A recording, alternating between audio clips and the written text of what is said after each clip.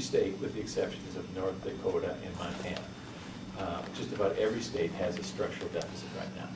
And so I realized that walking into this office, that in the reports this week where it was up to $3.1 billion, the latest fiscal bureau reports had it at $2.5 billion, and there was a state Supreme Court case that added another $200 million.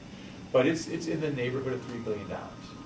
And as I look at that, I think of it as a whole, as a $3 billion hole.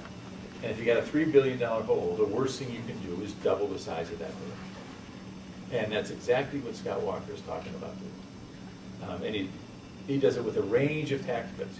You name the special interest group that he's talked to, he has promised them a tax cut. And he goes to each of these groups and says, I'm going to lower your taxes, I'm going to lower your taxes, I'm going to lower your taxes. In my mind, if you look at this, and not just in my mind, we went to the Fiscal Bureau for the first flurry of them and asked to have an analysis done, and those came out to $1.8 billion. And the ones he's proposed since then, we estimate more in the area of, between $1.2 and $1.3 billion. So he would take this $3 billion structural deficit and in essence double the size of it. So if you care about education, if you care about health care, if you care about public safety, hold on to your hat. It's going to get a whole lot worse under what he's talking about. And none of these taxes are aimed at the middle class. None of these taxes are aimed at working families. And just last night, he was saying that he would have vetoed the taxes that were in the budget that Governor Doyle signed last year. And he's talked on his stump about about repealing, for example, the taxes on the wealthiest people in the state of Wisconsin. And this is the way I describe this. I actually like wealthy people. I'll be honest. I like wealthy people. In fact, my kids are 11, 13, 16, and 17. I'd be the happiest guy in the world if one of my kids fell in love with one of their kids and supported me in the manner to which I would like to be accustomed. But this is serious business. And our challenge in the next biennium is how do we come close to maintaining the educational funding that we have for K through 12?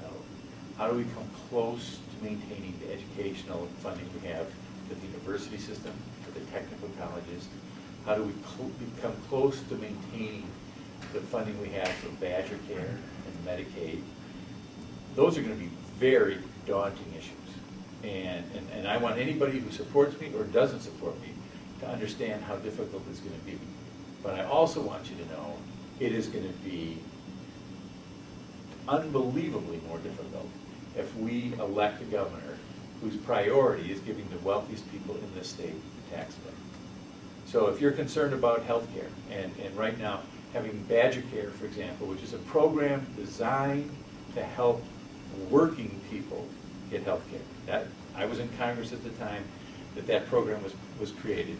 And the whole idea behind it was that there were people in our state who were on Medicaid who got health care.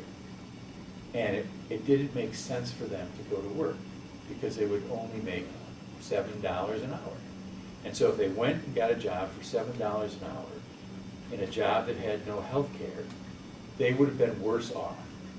And so on a bipartisan basis, policymakers came together and said, look, we want people to work, and we don't want lack of health care to be a barrier. That's what led to the creation of the program, and it's been an amazing success. And he is Walker's gone back and forth like a fish flopping on a beach as to what he supports and doesn't support in this program. When he was running against Mark Newman, he said numerous times, let's have time limits for people who are on this program. Then as it looked like he was going to be the general election, then all of a sudden he starts moving. And what I've said is, look, I don't want to have a governor who has an expiration date on his campaign promises. Because I think whether it's the smoking ban, whether it's immigration, whether it's concealed weapons, whether it's Badger Care, you can find different positions that he has taken, sometimes in this very campaign, but certainly in his career, depending upon where he was, depending on who he was running against, depending on what office he was running for. And what I've done is I'm going to just set it out there straight. I'm going to tell you the way it is, and I think then that the people in the state can decide who could be their leader. So here we are, 5.5 weeks from the election. We know it's a very, very, very competitive race. I will tell you that their base is hyper-energized. They were ready to vote in this election in November 5th of 2008. They have been mad since President Obama was elected president, and they've been waiting for this day, waiting for this day, waiting for this day. Our challenge, of course, is that people are still hurting and people are still scared.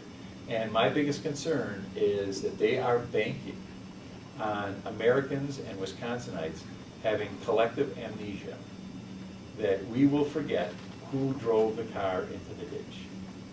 And that's our challenge in the next 5.5 weeks, is to make sure that nobody in the state forgets who drove the car into this ditch. And again, people are frustrated. I understand their frustration. If this is a referendum on whether people are happy, I'm voting no. That's what they want it to be. They want it to be a referendum as to whether people are happy.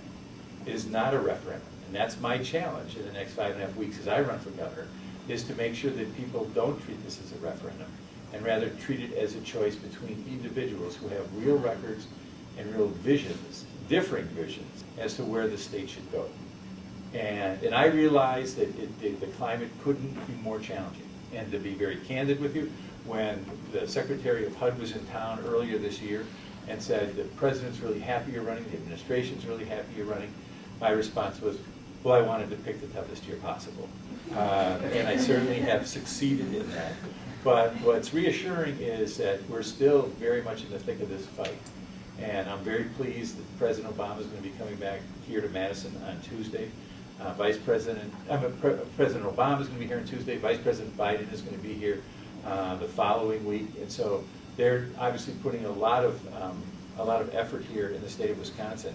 And I appreciate that, because they understand that this is an important state. They understand this is a state where Democrats and progressives can win and will win if we do this correctly. So again, I am here to just let you know what I think is at stake, and I think what's at stake is that we know we've got difficult decisions, but the question is, are we going to continue to move forward, or are we going to allow them to turn the clock back? I'll close with this.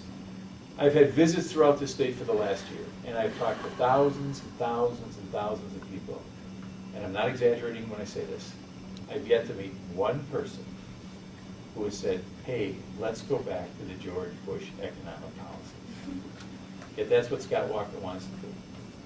So they try to dress it up, they try to make it pretty, but it's the same thing.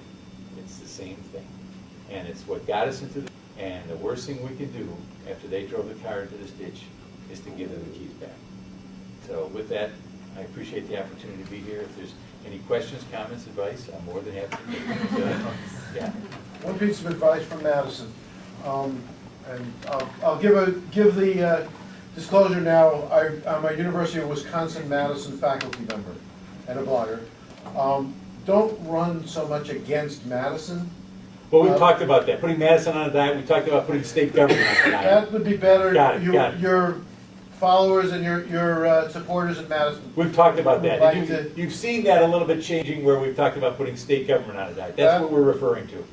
That would be a better way to put it. Got it. Other questions, comments, advice? Yeah. What is going to be the first thing you're going to do when you become governor? Well, again, I'm going to, as I mentioned last night, I have been working on job creation right now as mayor of the city of Milwaukee, and we're going to move that into the state structure as well. I do a couple things that I want to do. I want to bring a lot of the commerce activities right into the governor's office in terms of economic development, because I think it is important that the governor himself and the governor's office be front and center. Commerce, the challenge commerce has is, I would say, maybe 10% of his activities relate to actual economic development. For example, you may recall several months ago now, there was a young girl who was hurt very, very badly at one of the rides in central Wisconsin when there was an error operating the ride. That comes under the jurisdiction of commerce.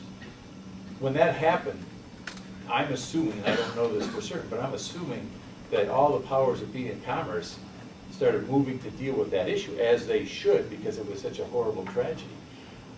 I think we have to make sure that those activities that Commerce oversees, not related to economic development, continue to be solid and strong. But I think at this time that economic development has to be even more of a focus of the state. Yeah.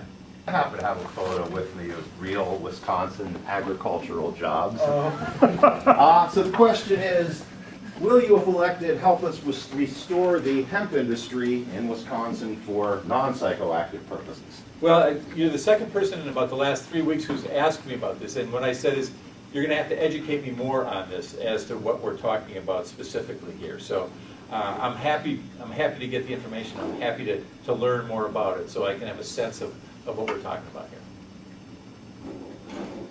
Yeah. 2 administrations ago, consumer protection in Wisconsin was significantly reduced by shuffling things around in agencies. Do you have any sense of wanting to restore the strength of consumer protection? I would love to restore the strength of consumer protection. We have not done an analysis as to whether we should do a structural change within the different silos, for lack of a better term, of state government as to where it should be. But I certainly am an advocate of consumer protection, have been in my days in the state legislature, certainly in my days in Congress, and as mayor. So I want to make sure it works. Again, I'm a very pragmatic guy. I want to make sure it works. That's my #1 goal, is it working? Well, again, thank you very, very much, and I appreciate what you're doing. Many of you that have blogged, I want you to know that I get in tremendous trouble, first with my wife, and then with my campaign staff, and sometimes even with my office staff, because I read your blogs. And it's like, why don't you do some work? And I'm reading blogs all the time, so I don't apologize to you about that. I apologize to them about that occasionally. But I really think that you bring a lot to this political discourse. And I really think that there have been some stories, and we hear about this much more often with conservative talk radio, about the mainstream media and what a horrible bias it has. I can tell you my own stories about the mainstream media. But I think it is imperative that we have a communications ability coming from the progressive side that sets the record straight on a lot of issues as well, because they're working overtime on the other side to do what they can to shape things. And we have to get out what I consider to be the truth about a myriad number of issues. And I appreciate the work that you do. You're truly journalists from my perspective who go back to the muckraker tradition of trying to make this a better society. And even on those rare occasions where I've been raked over the coals, I understand why you do it. So again, thank you very, very much, and keep up the good work. Appreciate it.